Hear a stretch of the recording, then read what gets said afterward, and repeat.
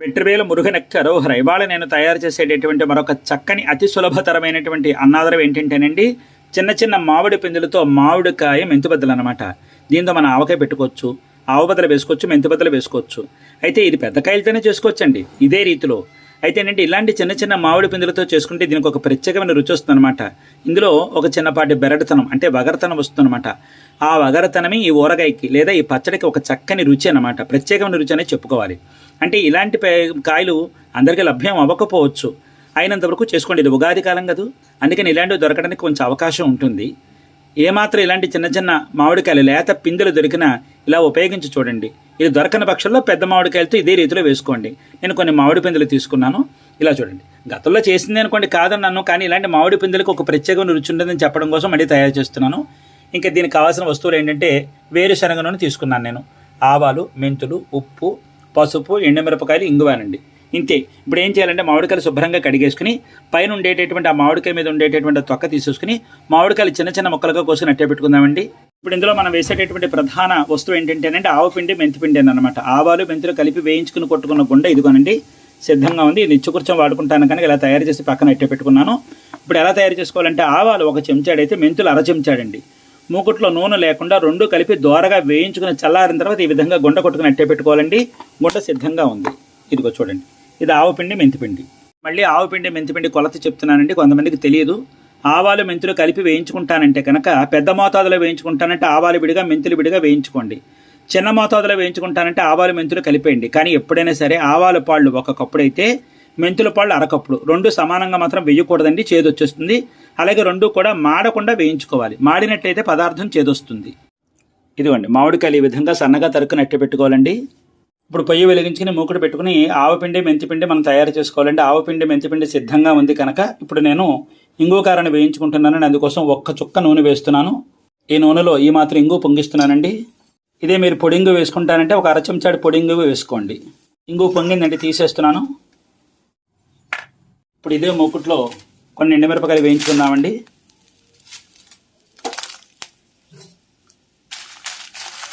ఎండుమిరపకాయలు వేగిపోయింది, ఇంక పొయ్యి కట్టేస్తున్నాను. ఎండుమిరపకాయలు వేగిపోయింది, తీసేస్తున్నాను. ఈ ఎండుమిరపకాయలు ఇంగువ పూర్తిగా చల్లారిపోయింది, ఇంగువ ఇందులో వేసేస్తున్నాను.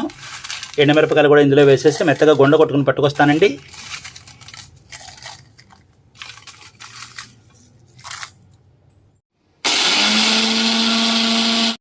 ఇదిగోండి ఈ విధంగా ఇంగువ కారం సిద్ధపడిపోయింది. ఇప్పుడు ఈ పాళ్ళని ఇందులో కలుపుకుందామండి. ఇదిగో కారం చూస్తున్నారా, ఈ విధంగా ఉండాలండి కారం. ఇప్పుడు ఇందులో కాస్త పసుపు, అలాగే రుచికి సరిపడా ఉప్పు, అలాగే ఆవపిండి, మెంతిపిండి సిద్ధంగా ఉందన్నాను కదా.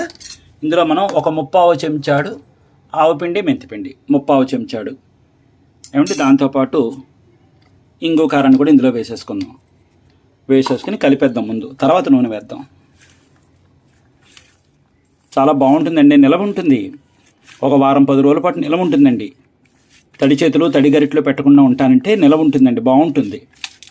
అలాగే ఇందులో నూనె ఓడుతూ ఉండకూడదండి, ఓట కక్కుతుంది కదా. పులుపు, ఉప్పు వేయగానే ఇందులో పులుపులో ఉప్పు వేసాం కదా, ఓట కక్కుతుంది. ఇప్పుడు కొంచెం నూనె వేసుకుందాం, కలిపేసాం కదా, 1 చుక్క నూనె వేసుకుందాం. వేరుశనగ నూనె కానీ తెల్లనూపప్పు నూనె కానీ వేసుకుంటే భలే బాగుంటుందండి.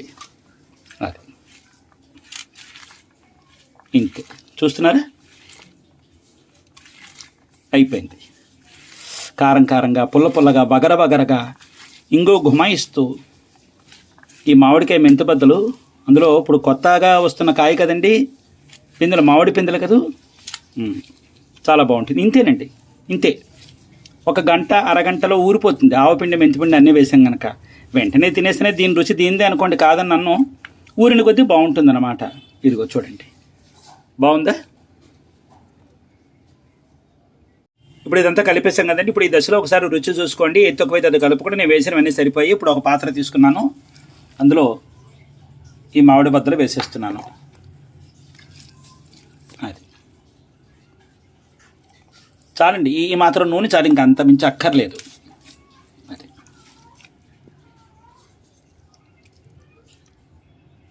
ఇంతేనండి, చూసారు కదా ఇవాళ మనం తయారు చేసుకున్న మామిడి పిందెలతో మామిడికాయ మెంతిబద్దలు అనమాట. మామిడి పిందెలు దొరకని పక్షంలో పెద్ద మామిడికాయలతోనే మనం తయారు చేసుకోవచ్చు. అయితే పెద్ద మామిడికాయలు ఎంపిక చేసుకుంటానంటే మామిడికాయలు పుల్లగా ఉండాలి.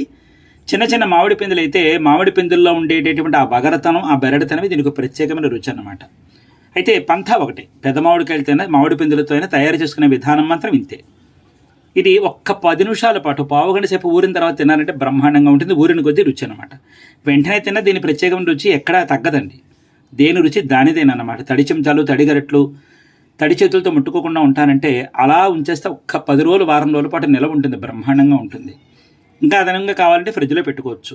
కమ్మని పప్పు చేసుకుని, ఓ తోటకూర పప్పు, దోసకాయ పప్పు, ఆనపకాయ పప్పు, పాలకూర పప్పు, కమ్మగా ఏమైనా పప్పులు చేసుకుని, లేదా ఒట్టి పప్పు, పెసరపప్పు కానీ కందిపప్పు కానీ చేసుకుని ఇది నంజుకు తిన్నారంటే ఎంత బాగుంటుందో చెప్పలేను.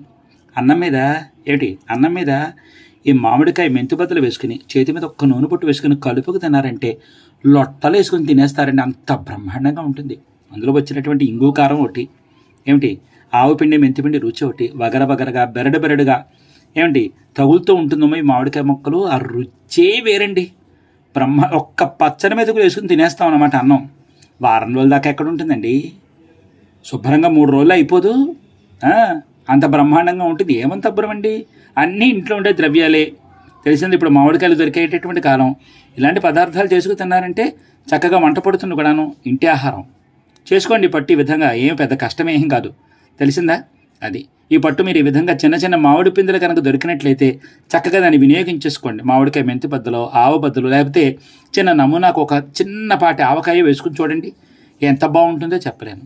అది ఈ పట్టు మీరు ఈ విధంగా మామిడి పిందెలు దొరికితే ఈ విధంగా మామిడికాయ మెంతి బద్దలు వేసుకుని మీరు రుచి చూసి మీ చక్కని అనుభూతిని నాకు చెప్పండి. నేను చాలా చాలా సంతోషిస్తానండి.